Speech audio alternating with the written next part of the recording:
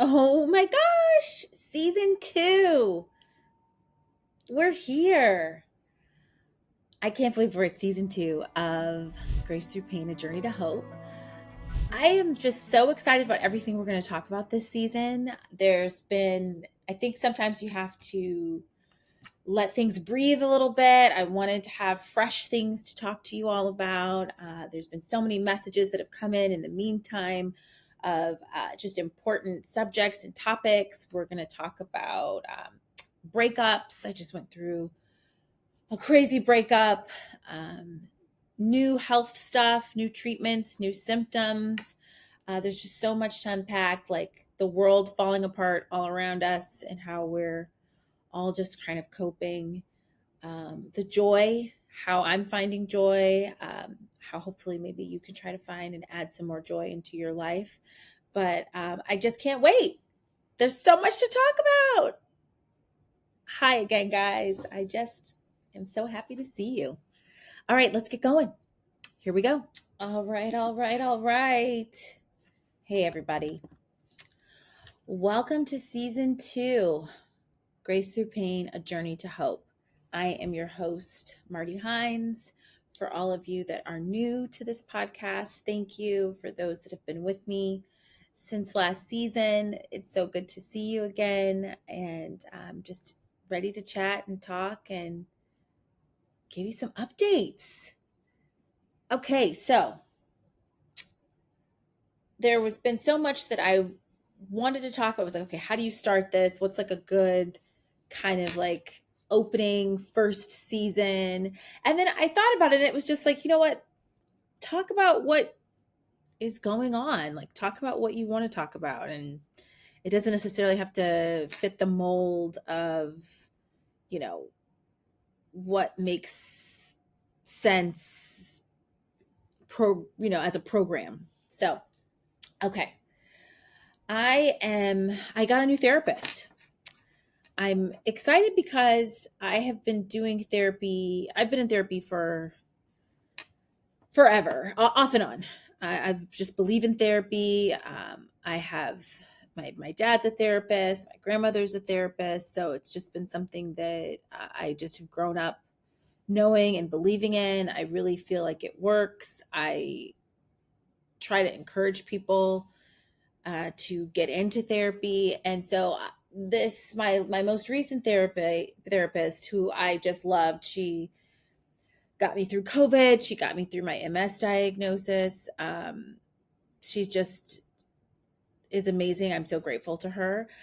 When I started going back and forth between Florida and California, and then also in COVID, things shifted to virtual, to Zoom. And that's just, the nature of what it was. That was what was needed. It was what was the option and it worked. I would never say like don't do it, but I think I forgot how good it was to be in person, face to face with someone, sitting on, a couch opposite your therapist. And so I was just like, you know what? I just feel like I need to try to find an in-person therapist. I also think that you can get a little too familiar with your therapist. I mean, we had been, you know, uh, patient therapist for almost 6 years. And so I just think that it's not that you get into a rut, but I don't know, you just kind of need to shake it up a little bit. I think that it's human nature for people to form opinions and then have those opinions. And I think that those opinions start to kind of trickle into your therapy session. So it's like if I'm talking about, a friend that I've been struggling with or a family member, you know, my therapist kind of knows all that history. It's been, several years. And so I think that they can't help but to like create a bias a little bit. And so sometimes you unintentionally can be given information or guidance or questions that don't really serve you in the way that they should, because again, it's just human nature to start to have an opinion, and there might be a little bit of judgment in there or kind of pushing what they think is the like appropriate way to kind of move. And so all that to say, I was like, I'm just gonna like see what's out there, see what I can find. And someone that I follow, another MS Warrior, Andy, on Instagram, had done like a photo shoot, you know, like her photos, like photo services, and it was a therapist that was getting like new headshots and, you know, just kind of like revamping their brand. And I was like, huh, I don't know. It was a white woman. So I've never had a therapist that wasn't a black woman. I have never experienced that. So I feel like, not that that I have anything against people that are therapists that are not black, but I just feel like my lived experience as a black woman in America, dating black men, there just needed to be someone that kind of understood a bit of that like secondhand, and that I could just have a little bit more of that lingo, that shorthand. And so I've just never really looked at anyone than a female black therapist before. So I kind of had moved on from it, but what paused me was that she was advertising, or, you know, letting you know that she was a Christian therapist. And I was like, oh, I've never had a Christian therapist before. Not to say that, like, I mean, I don't think my therapists have ever shared what their beliefs were. I feel like they were spiritual on some level. I felt like they believed in a higher power. I certainly talked about God in my sessions. They would talk about my faith and kind of bring that to the forefront if I was struggling based off of what they knew about me. But it certainly wasn't how our sessions, they weren't led, you know, with a basis of like faith as part of the component of helping me, right? So that intrigued me. I was just like, you know, I'm always looking at, you know, my walk with the Lord and how I want to see it grow and flourish. And so I was like, well, you know what? I've done this before. I know the drill with therapists.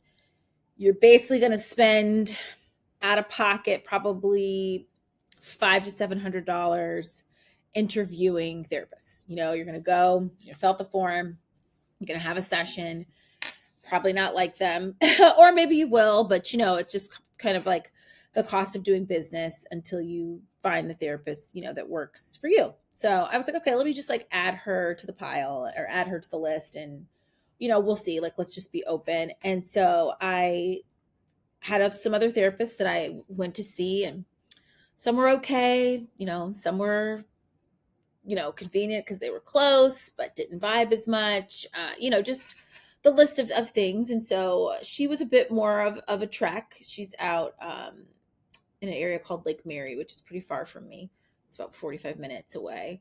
But I'm committed. I sent my, you know, my deposit, like, all right, let's go. Listen to a podcast, hopefully Grace Through Pain, and get on the road. So I get there, and she was so just unassuming. I thought, like, okay, I don't think this person's going to have anything for me. I don't think they're going to be able to, like, you know, give me anything, just based off of what she looked like to me, you know? So I was definitely judging. And it was such a good session. She had questions for me. She, you know, had her pen and her paper. She really, it felt like we were figuring out, you know, this game plan of what I wanted to accomplish, what I felt like I needed, maybe what I was open to, if she could give some suggestions. I mean, for someone who's been in therapy as much as I have, you know, I kind of know, you know, I know my triggers. I know what some of my toxic traits are. I know the root of a lot of my issues. You know, I can speak to them. I have that level of like emotional maturity that can kind of guide the session a bit, you know. And so I think that once she saw that I was savvy and that I was a seasoned, you know, patient, it was like, she was like, okay, gloves are off. And she just blew me away from finding ways to incorporate faith and what my morals, what my values, what my beliefs are, in kind of threading that into the conversation in a really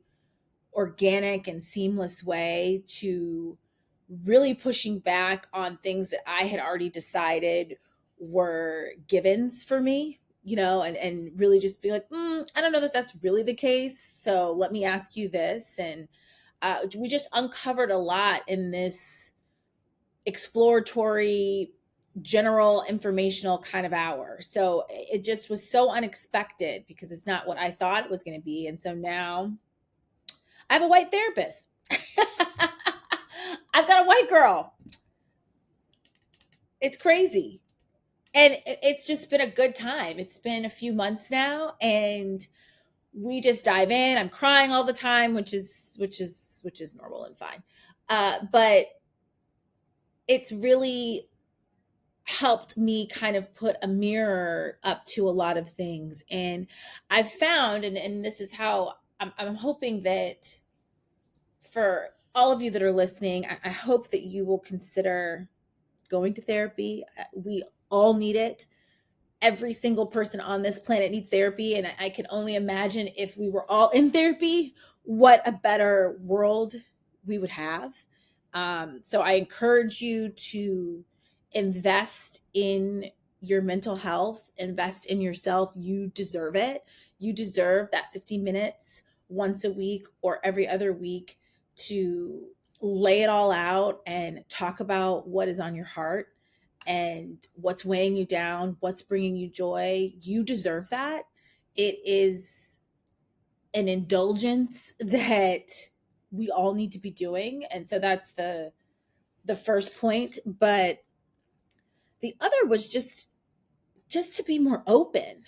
I think of all the things that I've decided were not for me, or what was for me, with this finite kind of resolution. And I've just so pleasantly surprised at what has come my way when I am more open and more fluid. So it's something that I'm trying to kind of take into other aspects of my life. And one of the things that she says to me almost in every session, and it's something that I really try to think about in my day to day, is to be slow to speak. And when I think about that, it's really active listening. It's just letting things breathe for a bit. When you're engaging and having a conversation with someone, it doesn't have to be this rapid fire back and forth, back and forth. I talk fast, I move fast, everything is fast. And so a lot of my friends, birds of a feather, we kind of communicate the same. And so it's a lot of over talking and cutting each other off. And no one seems to notice because we all do it. So no one feels like offended or, that someone's being rude. But I'm like, we're not really listening. And I feel like we could get further along if we were really listening and if we were slower to speak, and just realizing that like not everything deserves a response. I'm someone that my anxiety, I have to reply to you. I can't have like these emails in my inbox. I can't have text messages that haven't been, replied to, where it's like, oh, I haven't replied to someone for 5 days. Like that gives me so much anxiety, like so much anxiety. The only reason why you're not maybe hearing back from me is because I am in the middle of a flare, at a doctor's appointment, or sick from a long day and just experiencing MS symptoms. And so then that could be where I go dark a little bit. But it is certainly not that like I saw your text message and just like left you on red. That is not. I just can't do it. I'm getting like a physical reaction right now just thinking about it. And so it's like, but slowing down and being slower to speak and not rushing to answer, letting something kind of like sit for a minute before replying, or responding. I've seen some really great results, and it kind of goes hand in hand with giving people that grace, right? Because it's like, okay, if I take a beat before replying to you, that gives you a chance to, maybe you have more to say. Maybe you wanted to clarify something. Maybe you heard out loud what you said to me or saw what you texted me and are like, oh, I actually didn't really mean it like that. I want to like add something else. So, me slowing it down a little bit gives room for the other person to really kind of mean what they say, and gives less chance for confusion and misunderstandings. And we'll talk about this in another episode, but I recently was in a relationship that, now looking back at it and kind of like replaying it, I'm always wanting to see like, what could I have done, right? I don't think that, it takes two. And, how could I have been different, so that maybe the next time the relationship, can be a lasting one. And I felt like if I had just been a little slower to speak, what would those arguments and disagreements have like looked like if I had just been a little bit slower to speak, and they stayed exactly the same? Because you can't change what someone else is going to do or bring, but you can change how you're going to engage, right? And so it's something that I really want you to think about, as well, because I'm really enjoying it. It's it's still hard to kind of fit on. I'm still working on it. It doesn't come as second nature, but I think it's a good thing, and I think you should think about it too. And I don't know, maybe get yourself a white girl for a therapist. No, it's all these. I'm just in this space of really just wanting to grow, and be a better human, be the best version of myself to my friends, to my family, to my loved ones. And I think that if that's our focus, if that's your focus, every day, if that's your intent, it's going to yield nothing but good things. I just think it's a win all around for everybody. And that's what I was excited to kick off this second season talking about, because I think it's important. And I hope that as I'm bringing it into this season of my life, you can consider wherever you're at, if you're just looking for a change, if you're looking around and you're just like, you know what, I don't like the state of things. I don't like how things are going in my life. I don't like how I'm communicating with my loved ones. I just don't like how it feels. If it's just like not sitting good with you, I want to encourage you to think about maybe taking some of those tips and those tools, and seeing that effect. And in the meantime, give yourself a little grace this week. And we will talk again soon. Thanks, guys. It's good to be back. Take care.